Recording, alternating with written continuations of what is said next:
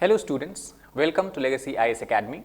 Today we are going to discuss about another interesting topic, that is about the human-animal conflict and the initiative of putting radio collar around the elephant and how this is going to play a very important role in minimizing the human-animal conflict. So let us start and delve deeper into the topic. Now the context in which we are going to discuss about this particular topic is actually the last week a wild elephant was first time radio collared in the Assam's Sonitpur district by the Forest Department, the Assam State's Forest Department, in the collaboration with the NGO World Wildlife Fund in the India branch. Now, if you try to understand slightly about the World Wildlife Fund, so actually it has been renamed recently to World Wildlife Fund for Nature. However, its original name of World Wildlife Fund is still retained in the country of Canada and USA.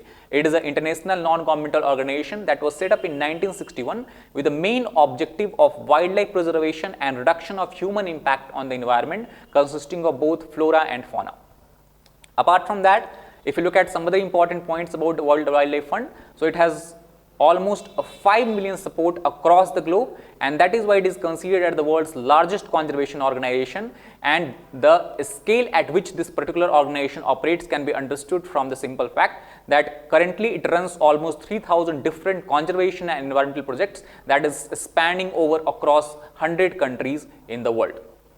Now let us come to our main topic, that is the human-animal conflicts.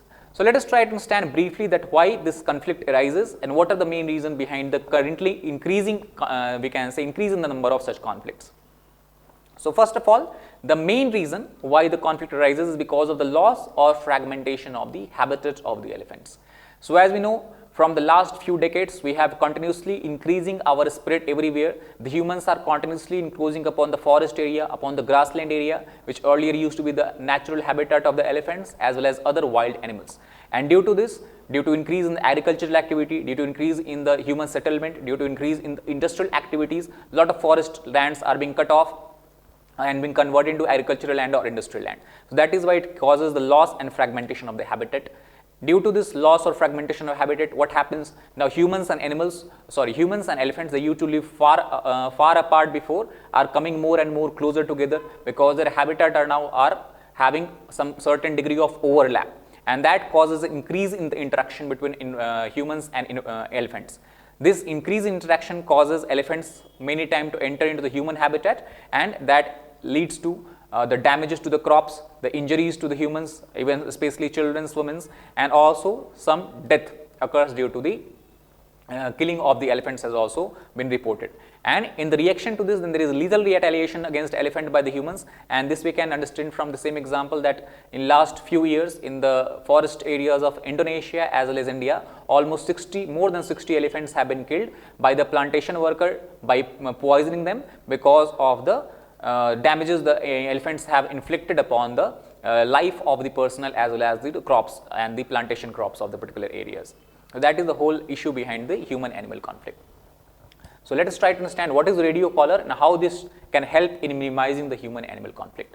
So radio collars are actually GPS enabled collar. GPS stands for Global Positioning System, through which we can understand the movement or direction of movement or pattern of movement of the elephants. And if you look at the picture, this is the radio collar which has to be put across the neck of any animal, in this case elephant.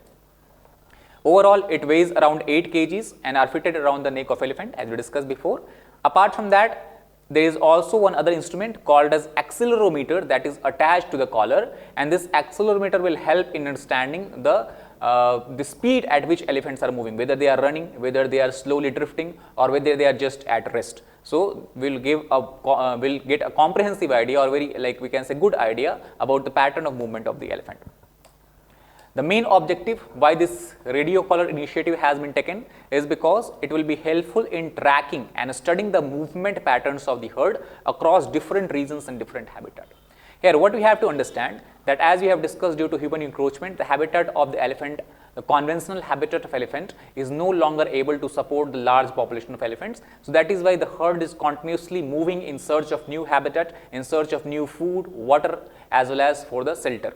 And that is why by putting radio collar around the elephants of this herd, we will be able to understand and even able to identify the pattern in which elephants identify their habitat and also the development of new habitat in the particular regions.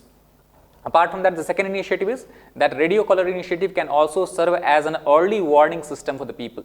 It's very simple that experts believe that it will serve the same mechanism, or it will have the same we can say function as any other early warning system gives. For example, early warning system for cyclones or storms, we can understand how cyclones are moving, when cyclones will arrive, and we can be prepared accordingly. Similarly, if we have early warning system telling us that at what rate, at what speed, and in which direction elephants are moving, the humans that are lying, or the human habitat or human settlement that are lying directly in the movement direction of the elephant, they can take appropriate measures, protective measures, and even take certain initiative to deviate the movement of the elephants away from the human habitat. And these are the two major objectives of this initiative. If you look at the larger plan in Assam, where the initiative is being conducted, is actually in March 2020, first time the initiative was given a go by the Ministry of Environment and Forest and Climate Change, the Government of India, and it gave approval to collar 5 elephants in the Sonitpur and Biswant district of Assam. However, they have clearly given a direction to the state government officials that elephants should be suffering a minimum trauma, or elephants should not be traumatized while putting a radio collar around their neck. And the main aim is to collaring at least 11 elephants across the landscape in the future. However, we have to keep in mind the collaring of elephant is a very delicate and complicated exercise that is made more complicated due to difficult terrain, due to large size of the elephant, as well as dense forest and the unpredictability of the animal. However, if you look at the issues concerning about or regarding the we can say radio collar initiative, first of all, it is extremely time consuming and challenging exercise. Why it is extremely time consuming? Obviously because of difficult terrain. Apart from that, the process, if you look at the process of radio collaring, first they have to identify the elephant. They cannot put radio collar around any random elephant, because elephant has to be mature enough so that its size does not increase. Otherwise, if a young elephant is there, it will increase in size, its neck will increase in size and diameter, and radio collar can break. That is why they have to identify the mature elephant. Second, they have to identify and wait for the matriarch of the herd to show up, because matriarch is the one who we can say direct all the elephant herd to move in a certain direction or certain patterns. So if you are able to identify the matriarch and put a collar around the matriarch, we will be able to identify the movement direction of the whole herd. Second, there are certain practical challenges also, because the state forest department officials lack helicopters and complex equipments to move in the forest area at fast speed, and they have to wait and go through difficult terrain, and it all takes a very long time. At the same time, there is a lack of components for building of radio collar, so they have to wait for the import to come from the other countries, as well as it is very expensive.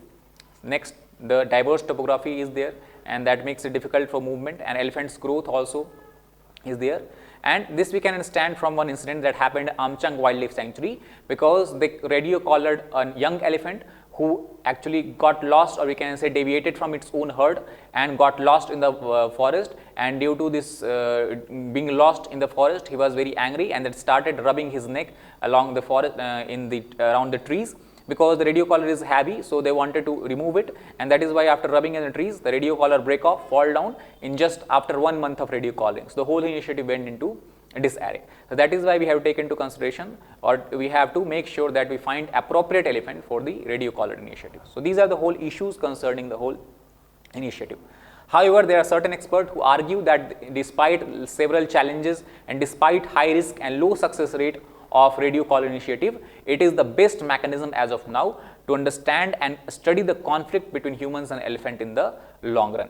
And this can be proved by the fact that such an exercise had worked very well in the Africa, where the elephants have been radio collared and the movement pattern has been very well understood.